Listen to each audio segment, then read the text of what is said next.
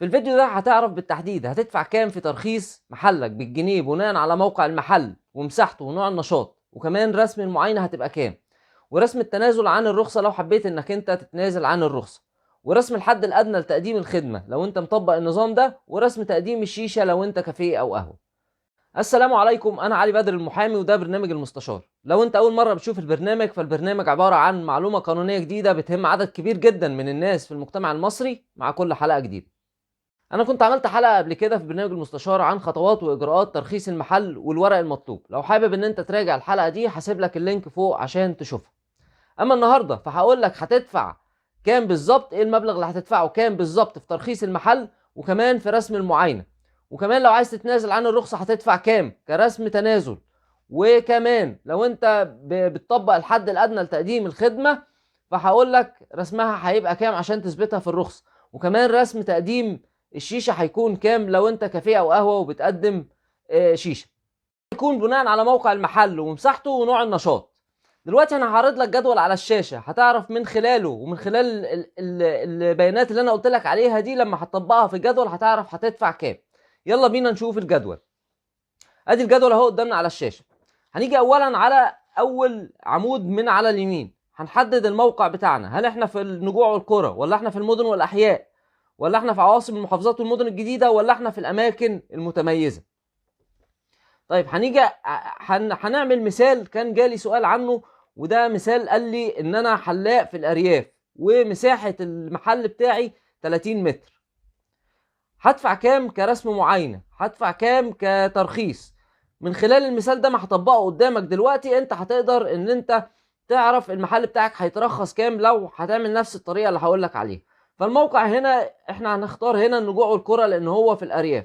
طيب مساحته قد ايه؟ هتلاقي العمود الثاني مكتوب فيه فوق مساحة المحل. مساحة المحل كام؟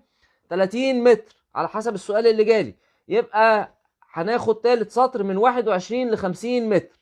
المساحة من 21 ل 50 متر. طيب بعد كده عدد الرواد الذي يتسع لهم المحل العمود الثالث هي متحددة اوتوماتيك، مفيش اختيار ليك فيها. فاحنا عندنا السطر الثالث من 21 ل 50 متر يبقى من 10 ل 20 زبون يتسع ليهم المحل. طيب رسوم المعاينه بقى، هنا رسوم المعاينه لو انت هتعمل معاينه عشان ترخص هتدفع كام؟ احنا قلنا السطر الثالث. طيب العمود اللي بعد كده هنتكلم فيه انشطه تمثل خطوره او وانشطه لا تمثل خطوره، ورسم التراخيص الساريه الغير مستوفاه للاشتراطات. اذا انت لما هتيجي تعاين هنا المحل الحلاق هو نشاط لا يمثل خطوره، فهيدفع كام؟ هيدفع 125 جنيه. اما لو نشاط تاني بيمثل خطوره هيدفع 150 جنيه. طيب لو هو عنده اساسا رخصه بس الرخصه غير مستوفاه للاشتراطات هيعمل ايه؟ هيدفع 100 جنيه في رسم المعاينه، ودي الخانه الثالثه. نيجي بعد كده على الخانه اللي بعد كده اللي بعديها اللي هي رسوم تراخيص بالجنيه. حد ادنى 1000 جنيه وحد اقصى 100,000 جنيه. عندنا 4 انواع هنا من الرسوم ممكن يدفعوا. اولا انشطه لا تمثل خطوره، انشطه تمثل خطوره، رسم التراخيص السريع، يعني انت اساسا لو عندك رخصه لكن انت بترخص طبقا للقانون الجديد، وده فرض الزام عليك ان انت لو مرخص هترخص تاني زي ما اتكلمنا في الحلقه قبل كده. ورسم التراخيص المؤقته. التراخيص المؤقته هنا لو انت في مبنى مخالف مثلا فمش هيدي لك رخصه، لان الرخصه بتبقى دايما هيدي لك رخصه مؤقته لحد ما تروح تتصالح على المبنى المخالف بتاعك، او يدي لك رخصه لمده 5 سنين لحد ما تجيب المصالحه بتاعتك، او ال5 سنين تخلص ايهم اقرب. او لو انت معرض مثلا او محل موسمي بتفتح في الصيف بس، فهنا بيدي لك رخصه مؤقته.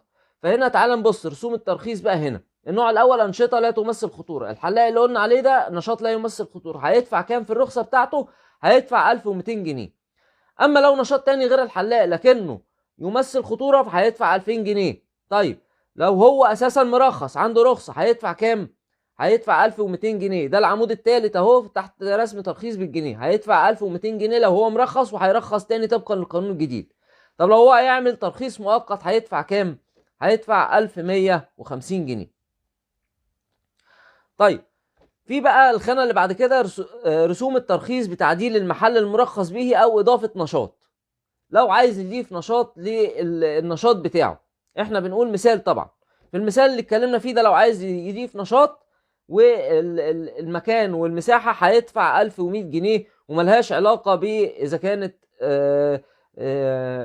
ذات خطوره او غير خطوره، هو الرسم ثابت هنا 1100 جنيه.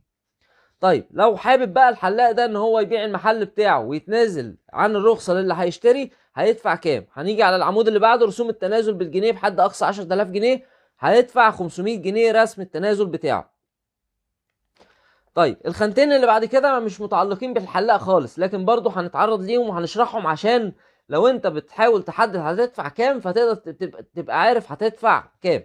ودي طبعا الرسوم، الخانتين الاخرانيين او العمودين الاخرانيين دول بيدفعوا بالاضافه لرسم الترخيص. فهنا لو نفس المحل 30 متر في الارياف، ومثلا ده احنا بنقول مثال، وبيطبق نظام الحد الادنى لتقديم الخدمه، يعني قهوه 30 متر في الارياف بس هتقعد عليها هتدفع قبل ما تشرب اي حاجه غير اللي هتشربه بقى هتدفع. ده رسم الحد الادنى لتقديم الخدمه. هتدفع هنا على الرخصه كمان 1250 جنيه تاني، وده رسم الحد الادنى لتقديم الخدمه. طيب لو انت هنا قهوه وعايز تقدم شيشه او بيسموها النرجيله، هتقدم شيشه هتدفع كام؟ هتدفع 650 جنيه، وده على محل 30 متر في الارياف. انت بقى هنا هتقدر تحدد لو انت محل مش في الارياف، محل في مكان تاني، من اول العمود هتحدد الموقع بتاعك، انت فين؟ في النجوع والقرى ولا في المدن والاحياء ولا فين؟ لو انت في المدن والاحياء مثلا، فهتشوف ان انت ال ال المساحة بتاعتك كام، هتختار المساحة بتاعتك، وبعد كده هتمشي مع السطر اللي فيه المساحة. تختار الاول الموقع وبعد كده المساحة، وتمشي مع السطر اللي فيه المساحة. هتمسك مسطرة وتحطها عليه عشان ما تتلخبطش وتمشي معاها، وبعد كده تشوف رسم المعاينة بتاعك هيبقى كام، هتشوف رسم التراخيص هيبقى كام، هتشوف لو انت عايز تضيف انت معاك رخصة وعايز تعدل نشاطك او تضيف نشاط هتدفع كام، هتشوف رسم التنازل كام، تشوف الرسم الحد الادنى لتقديم الخدمة كام، وهتشوف رسوم خدمة النرجيلة او الشيشة كام. كده في الفيديو ده انت لو مسكت الجدول ده وفهمته صح وطبقت اللي احنا قلناه، هتعرف انت هتدفع كام بالظبط رسم المعاينة بتاع الرخصة طبقا للقانون الجديد، او هتدفع كام بالظبط في رسم الترخيص، هتدفع كام بالظبط في رسم التنازل عن الرخصة.